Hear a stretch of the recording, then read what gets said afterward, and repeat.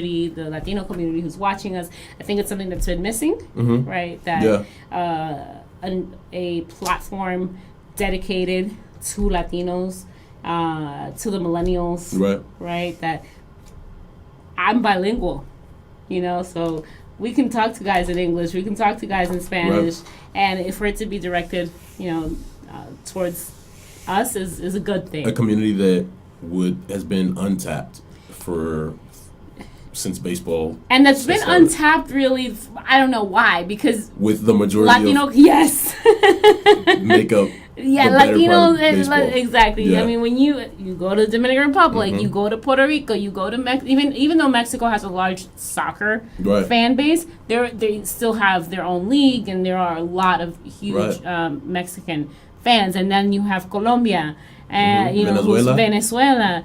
So Latinos out there, supporting baseball, there are lots, and they do spend money. You just have to market it to them in the right way. And we're gonna have Copa later on, and that's what they're doing. Copa Diversión with the minor league players, with the minor league teams. It's about time, right? Yeah, it's about to do something to drive, more Latinos to baseball. Yeah, the next thing that I would hope Major League Baseball, I'm sure you agree with me on this, is to bring back the black community. Yeah.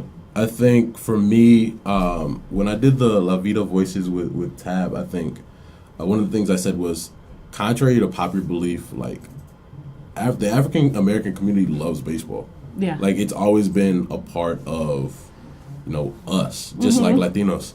And more so during, ironically, the Civil Rights Movement in the 60s and 70s with, players like Ernie Banks and obviously Jackie Robinson and Larry Doby that broke the color barrier in the American League and all these different guys over the years, and then started to, be less and less. With the rise of, you look at the rise of the NBA in the 70s and 80s and the NFL, that's kind of where it was just for baseball. Oh man, we're losing, some of our market. And because it wasn't the main target audience for baseball, it was not you're losing 60% of your fan base.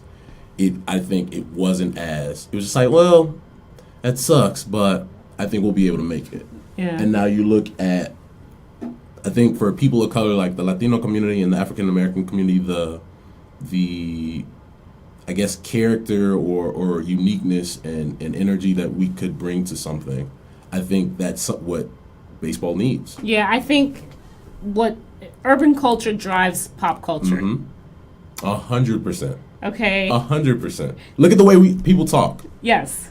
Exactly. Look from things from swag to On Fleek a couple years ago to The Plug and all these different things. Flow. I mean, it all comes from the urban culture. It all comes from hip hop. It all comes from rap music. R&B. That's all stuff that drives the culture and drives pop culture. Therefore, when you see Jay-Z sitting, on the floor with Beyonce at a basketball game, why aren't they coming to a baseball game? It's because it's the culture. So Major League Baseball definitely needs to tap into that. I don't know how.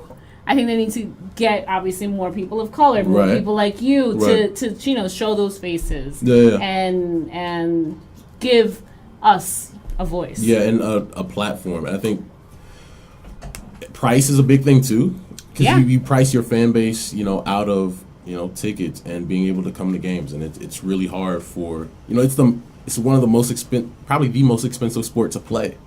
Because you have tournaments and equipment and all these things. And you look at sports like basketball, you just need a ball and a place to shoot. Yeah. And football, a lot of the places, you look at that too, it's going away because, it's expensive to have equipment. And now with injuries and us learning about the brain, and people don't want to put themselves in that. Don't want to put themselves. So I think it's a good time for baseball to be look, you're young and you can have something that we'd like to give to other people in our game, and I think it's a good time to market towards the question. Do you think that Major League Baseball has intentionally taken a backseat or unintentionally taken a backseat to activism in the U.S.?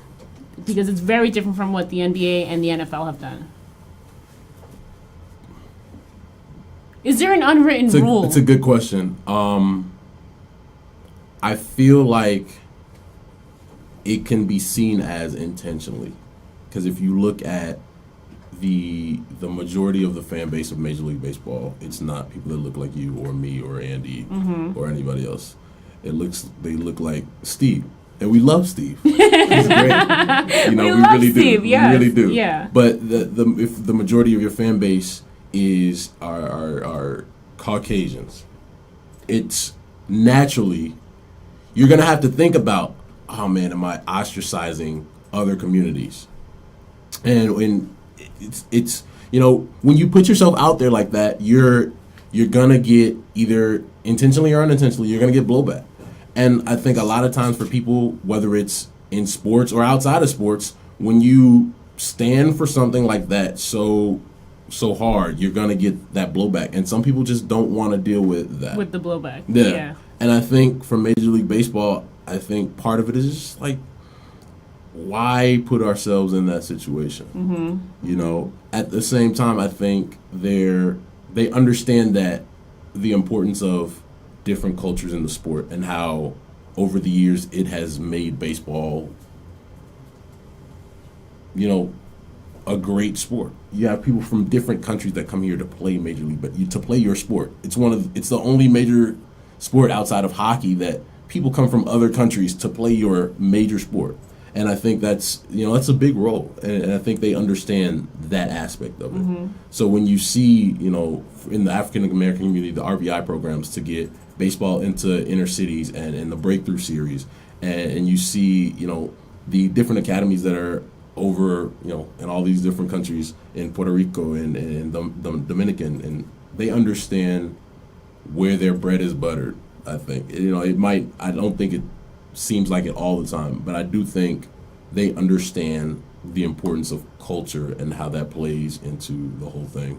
So I think hopefully in the next couple of years, as we're seeing players like Tim Anderson come into their own, I think that's gonna only help, you know, the growth of the sport in our communities going forward.